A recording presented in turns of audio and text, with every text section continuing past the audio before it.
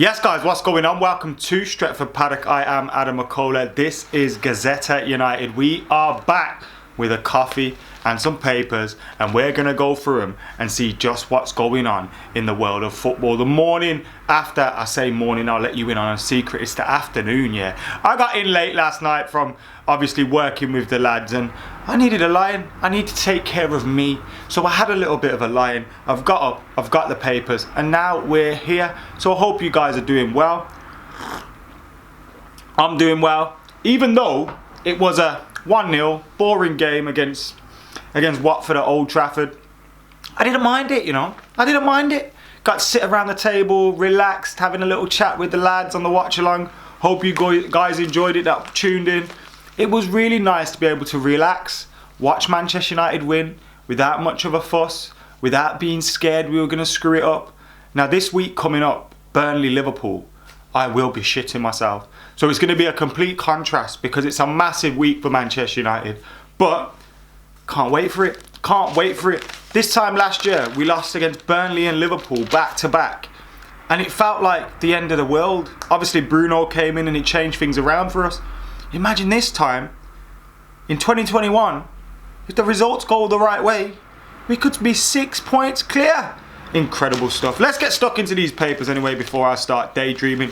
And here on the Express, we have got COVID havoc there at the bottom, which says French cross-border plan, banner threat to Six Nations plan. So obviously Rugby Six Nations is threatened because of the new COVID travel regulations. If they were like football, they'd probably just get it sorted, innit? But obviously other sports are going to face different issues. We saw ridiculous friendlies. Do you remember those friendlies that we saw? The international football.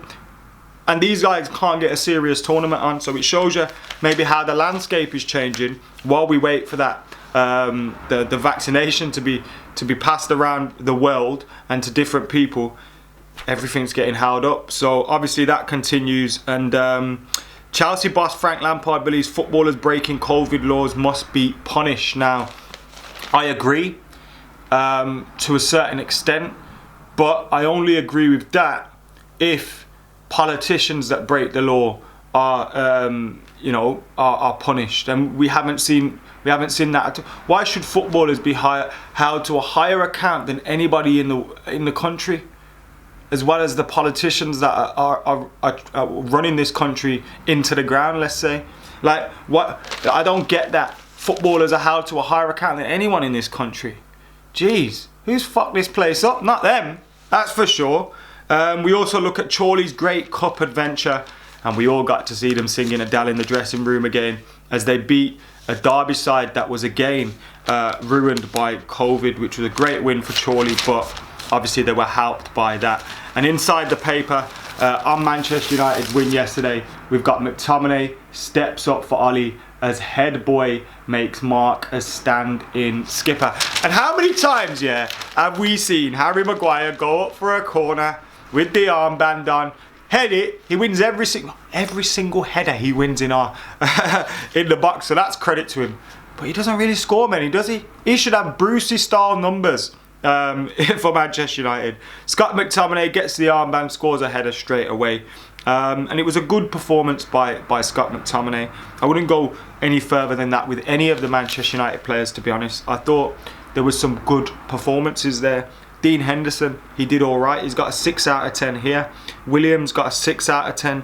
Bailly and Maguire, who came on for Bailly, got a 6 out of 10. And thankfully, guys, Eric Bailly's all right, because I was worried about that one.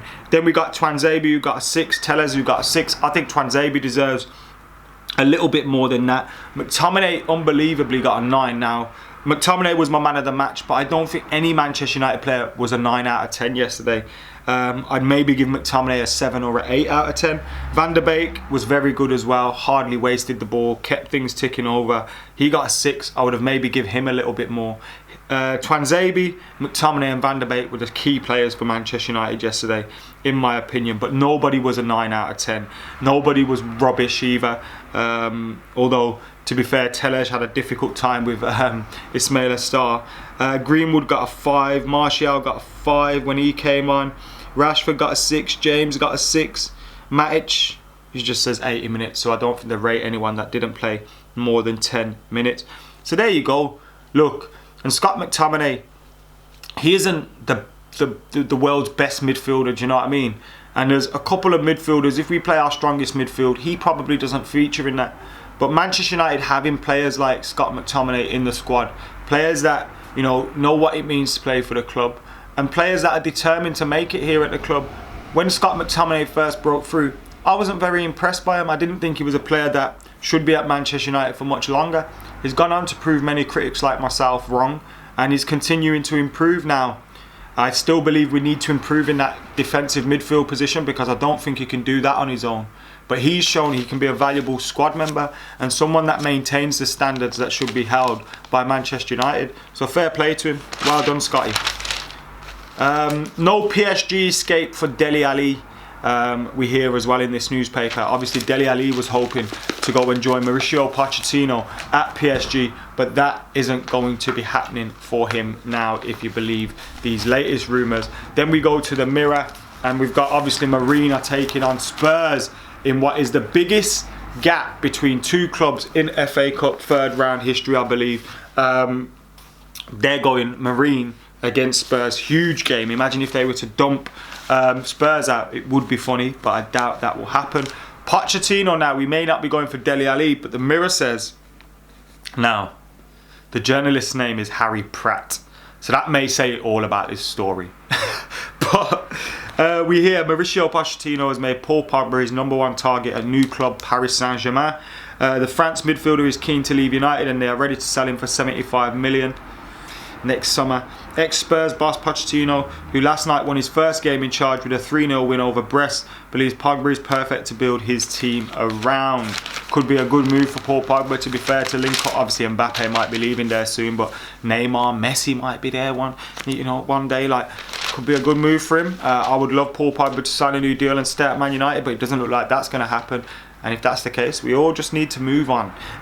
Casey Stoney, now a little bit about women's football in here, is sincerely sorry for giving her players permission to travel to Dubai over the festive period.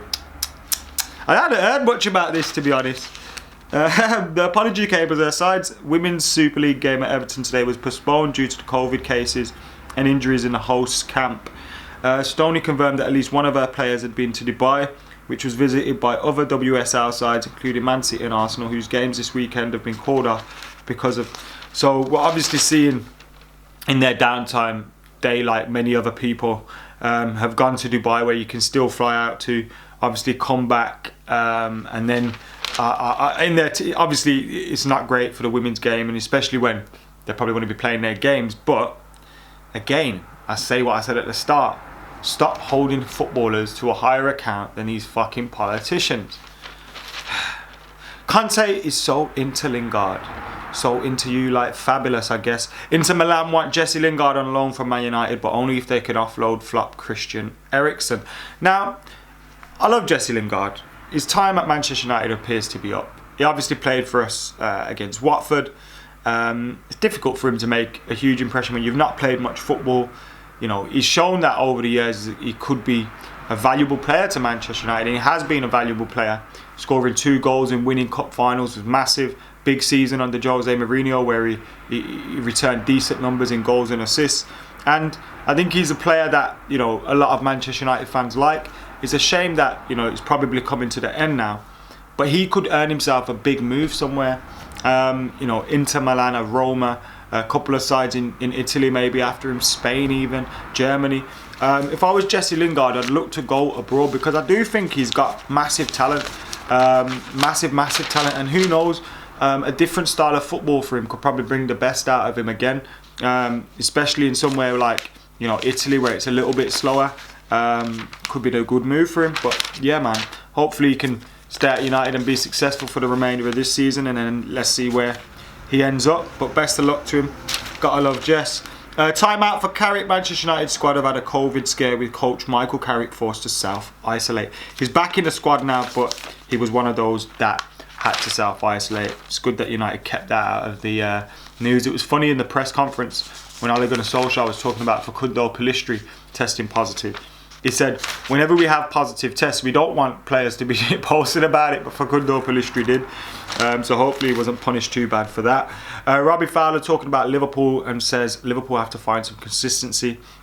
The City are closing in fast, and obviously a lot of people are overlooking City, who are just ticking into gear at the moment, and I think are obviously a big threat. Probably the favourites for the title at this moment in time.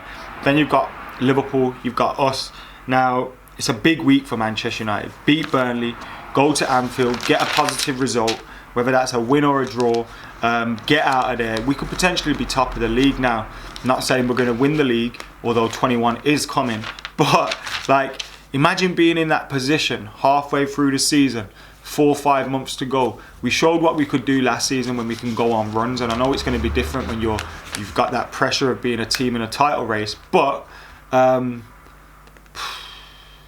it's good to dream, man. It's good to believe. It's good to have a little bit of hope, even if it is delusion, and even if it could be all over in a week's time. It's good to dream. But yeah, man, that's pretty much all we've got in here at the moment. Pogba to PSG, Jesse Lingard to Inter Milan potentially. Obviously loads of FA Cup talk as well. What did you think about the player rating? Scott McTominay as captain as well, getting a winner's goal. Get your thoughts in the comments below on everything we've discussed today. Huge week ahead as well for us. We got PL Piss Take coming up tomorrow with myself and Joe. We got the preview for that game against Burnley, which is a massive game before we set our target on that Liverpool game as well. And we'll have the watch along for the Burnley game. We'll have the reaction to the Burnley game, and hopefully reaction to United going top of the league. Let us know your thoughts in the comments. For now, I've been Adam McCullough. I'm out of here.